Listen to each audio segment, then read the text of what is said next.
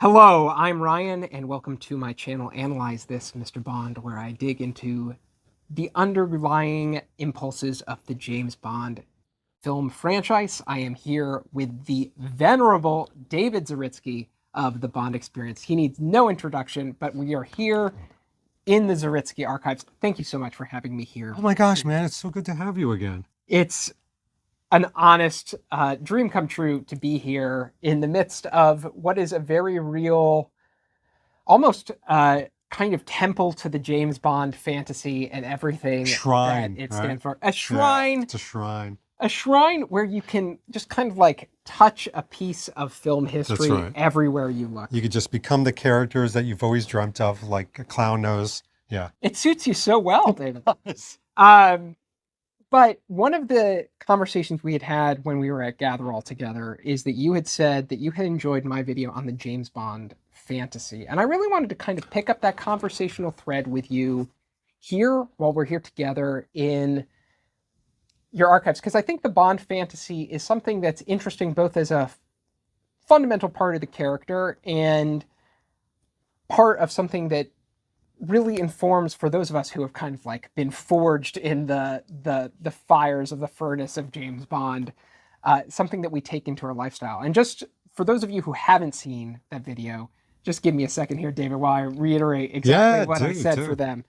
Um, so what I had iterated about the Bond character is that he's foundationally a character who lives on the edge. He is on the edge of confronting death and dealing out death. And this kind of dance of being right there on the edge is something that he derives a lot of power from. So he is doing that to kind of derive a sort of like almost like a passion for life's pleasures because every day might be his last. And that creates a kind of powerful fantasy that is both very extreme for the character, but is also something that the audience is invited to share in. Bond becomes a vessel for us, a kind of safe space for us to kind of live on the edge alongside James Bond and also start to enjoy the pleasures that life might bring alongside this character. These movies uniquely function in a way that is different from something like a Batman adventure serial as like a travelogue or a kind of view into culinary pleasures and connoisseurship. So what I wanted to ask you, David, is this is a very interesting topic because I my attitude towards this has shifted certainly as I've moved from youth into adulthood. How did that fantasy speak to you when you were a youngster encountering Bond for the first time? I think probably when I was young, the fantasy spoke to me as pure visceral escape. Because, I mean, look, our problems change as we get older. They're all conflict and problems, of course. They just change themes. So when I was very young, it was maybe I, talked back in school. Maybe I wasn't the best student or, maybe, and these are all true.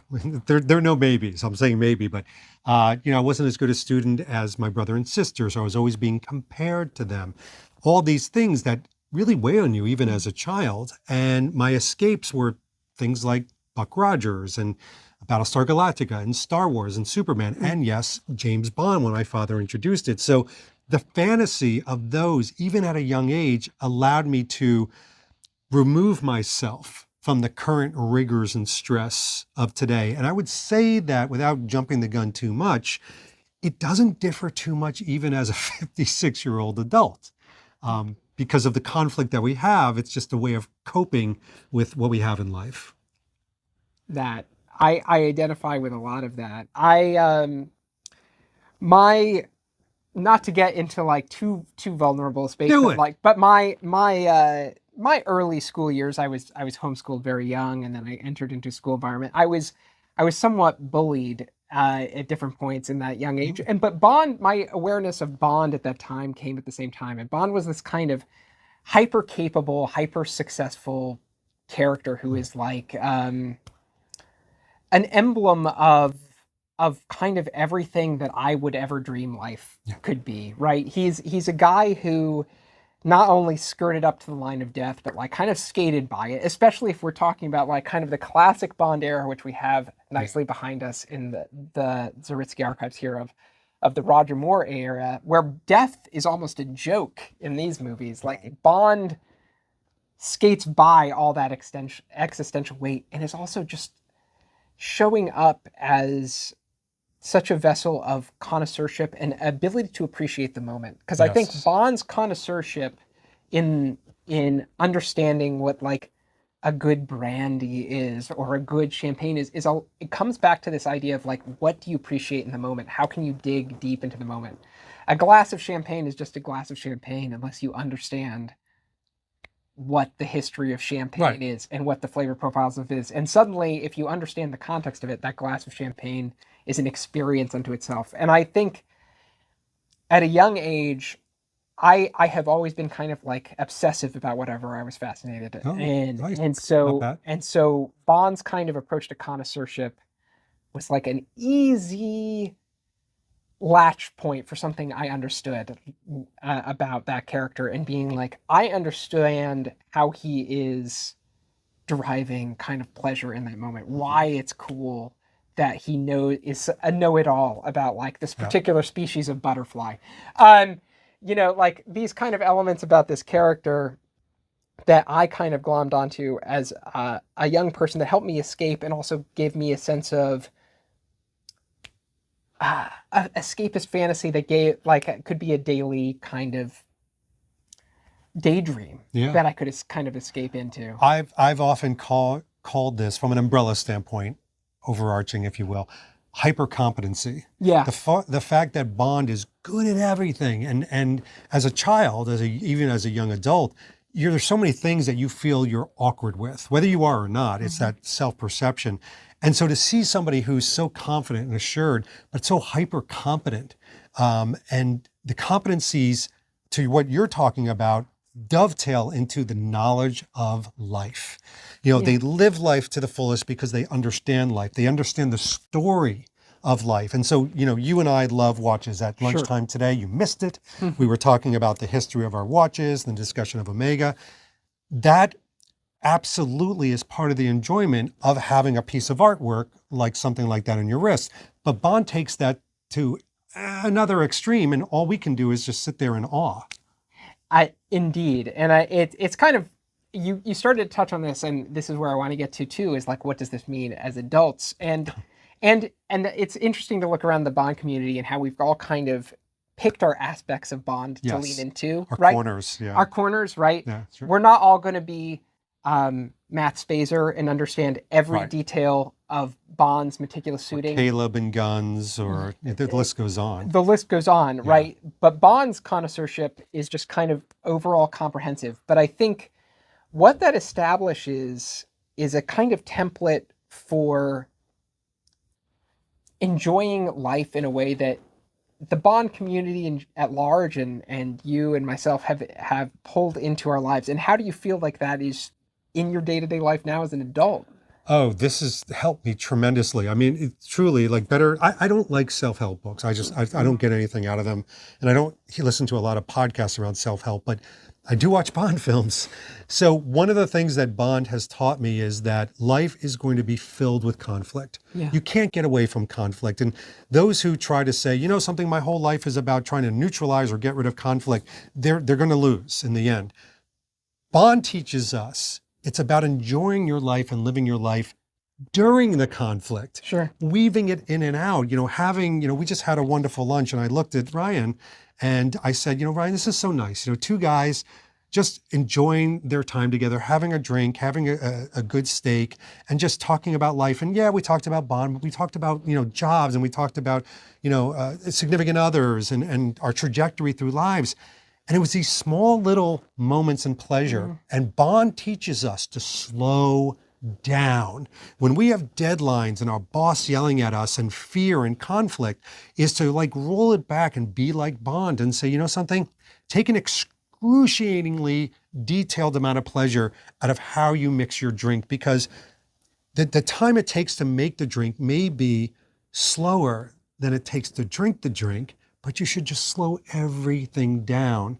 And you're going to take so much pleasure because you actually get to see life come before you. And Bond does that so well, as opposed to the multitaskers that we have become in 2024 is almost nauseating.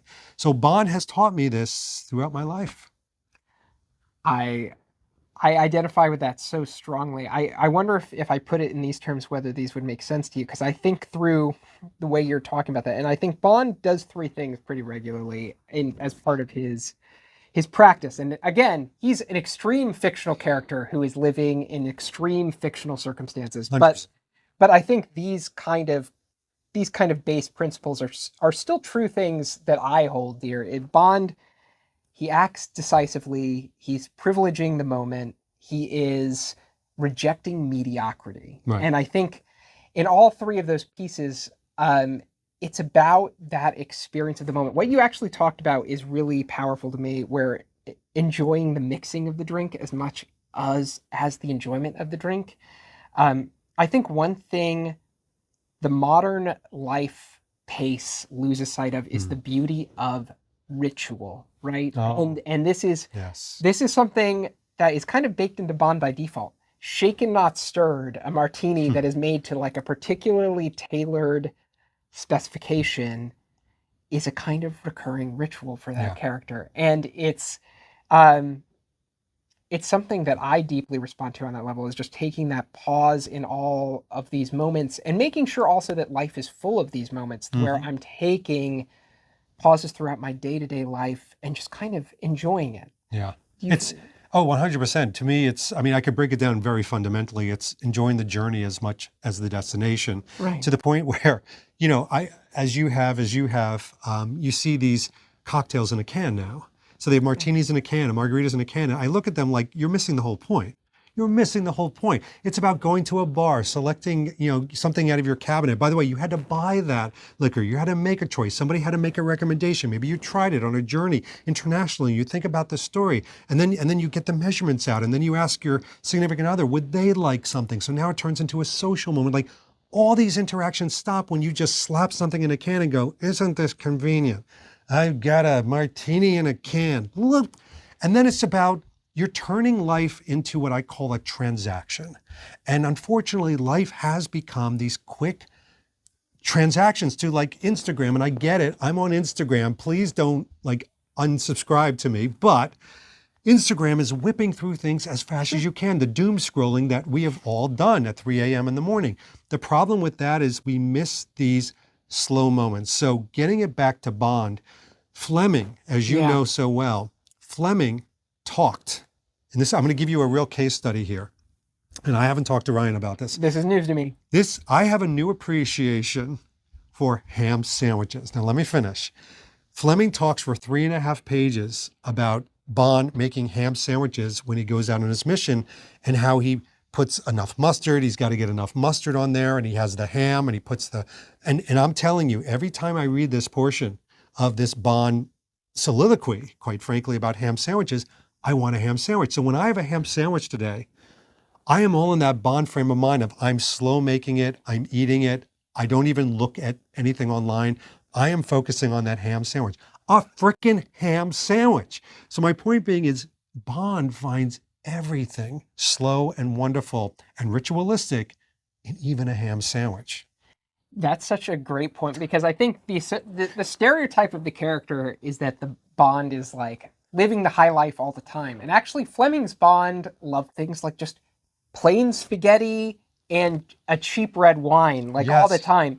And it's more about the fact that Bond enjoyed that spaghetti and cheap red wine, or that ham sandwich, as though that might be the last spaghetti and red wine that he is ever going to have, or the last ham sandwich he's ever going to have. And I look around, and one of the things that I see in some of my best friends, and I love these people, is that it's just kind of like you can live life on autopilot. And I think the way Bond lives, because he's so existentially heightened, he's so close to the edge, he can't live life on autopilot. Right. Every moment is kind of like pregnant with meaning and pleasure. And I think it's no surprise that I think folks like David has embodied this sort of like exciting appetite, where it's like life is about experience and you've got to bake it in where you can.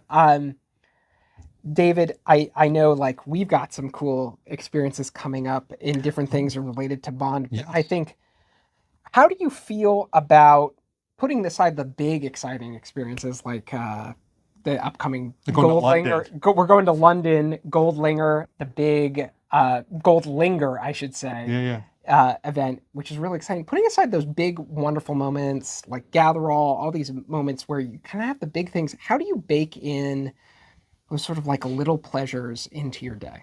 It's interesting because I knew you were going to ask this, and I actually had to think about it because I will tell you, it's become so intrinsic in everything that I do. So if I probably went through my daily routine, you would be like, oh, there's a Bond moment, there's a Bond moment, because I've been doing it for so long. My Bond moments and my David routine just sort of like blend in with each other. But I will say, for example, Bond, when he has to, as he says, Inspector, routinely works out. So even like those workout moments, I make sure I'm not on a phone. I actually set it as a meeting that nobody can overlap. Mm. So, and first of all, I do it like 4 or 5 in the morning. But if somebody wants to have a call, then nope, it's not going to happen. So the small little moments, sometimes I plan out and I make it so I will not bend on these in any way. Nobody can interrupt them. It's the same thing. I ritualistically will have like a Friday night drink with my wife, Danielle. And that's a wonderful moment with my Bond girl where we're just talking about the week and nobody can get in the way. So there's some times where you have to like force fit it because a lot of people watching right now, I know they're saying to themselves, I'd love to do what these guys are talking about, but I got kids and I got a job. And guess what? I got kids, I got a job. How you prioritize your time is actually how you prioritize your time. If you want to wake up 30 minutes earlier and not get that 30 minutes of sleep, but then have that Bond moment, you can actually do that. Like you have choices to do that. But I'll say that one of my favorite moments in what we're talking about is something as simple as a cup of coffee. Yeah. And I will say that the very first thing I do, even before I'm a human, and I know this sounds a little cliche, is to have my cup of coffee. But in having my cup of coffee, I've researched coffee. I've looked into it. I have different types from different international areas. And I think about, oh, today I want a Mexico coffee because I want to like travel to Mexico. So my cup of coffee is my fantasy escape, not only to just enjoy a cup of coffee, but to really be in the moment to, as you say, create the ritual of creating the coffee itself. I have my favorite cups. They're not these ugly mugs that are chipped. They're beautiful works of art. And I think about pouring them. I sit in a very special place. I refuse to do emails and work when I drink my coffee. No work allowed when I'm drinking my coffee. It's all Bond fun stuff.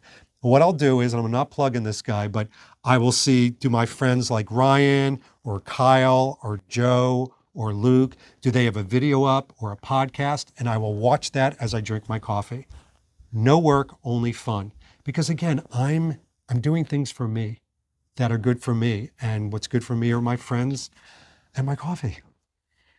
That covered so many follow-up questions that I was even going to ask. That is such a wonderful picture of what I was hoping we'd get to, because you have in that the ritual aspects of how ritual can enrich your life. And I can't prescribe this enough. And this isn't just a Bond concept. This is a philosophical life principle in general, that ritual enriches your life, setting up patterns for yourself to enjoy spaces in time with physical experience. I think that is like bedrock. But like, you're also pulling into the connoisseurship. You're particular about the kind of coffee you're drinking. You know coffee well enough to enjoy the particular kind of coffee you're drinking. It's not just no shame of those of you who just drink like standard Folgers. It's fine. It's fine. It's all good. It's fine. We're not all connoisseurs about the same thing. I obsess about things that David does not, and vice versa. But the moment that you're creating for yourself as the day starts with that cup of coffee is so important, and I identify with that too. I'm not quite a coffee obsessive on the way that you are, but like my morning coffee is a sacred routine, and I don't do anything for those 30 minutes while I'm enjoying that cup of coffee. That's it. It's so funny. There's a meme out there that says, I love to enjoy my coffee dark, robust, and with nobody talking to me, or something like that. It's much funnier than that. But the whole point being is that it is this isolating moment that, you know, words like routine and ritualistic and isolation sound usually very negative. Right. Like when somebody goes, oh, you're in a routine, you can't be spontaneous, or you're isolating yourself. But the problem is nowadays you're doing so much for other people, whether it's your job or your significant others, your family, people in the bond community, that sometimes you don't take care of yourself. Sure. And when you make that coffee carefully and do the research, you're doing it for you. And the problem is walking away from you is, who do you think's going to take care of you? It's like when, you know, they say on the airplane, when the things fall down, put the oxygen mask on you before you help your, you know, child. You need to take the moments to do that. And it's not selfish, it's realistic. I completely agree. And that was such a powerful element of the Bond fantasy for me through Yes. all these years, because it Bond taught me and led me how to enjoy cocktails and how to enjoy food and clothes and Yeah. all these things that otherwise I wouldn't have explored. Like, I wouldn't have gotten into clothing in the way that I would. I wouldn't have gotten into interesting cocktails if it wasn't for the Bond fantasy. I wouldn't have traveled to some of the places I've traveled to if it wasn't for Bond and had the experiences there. Mm-hmm. And I think that has been a blessing of this particular obsession of mine, in the way that has shaped in my life. And I know it has been for yours too. 100%. So it's been a pleasure having you, David. This has been a great conversation. Thanks all for watching. You know David. You know where to find him online. And as for me, I'll catch you in the next one. Awesome.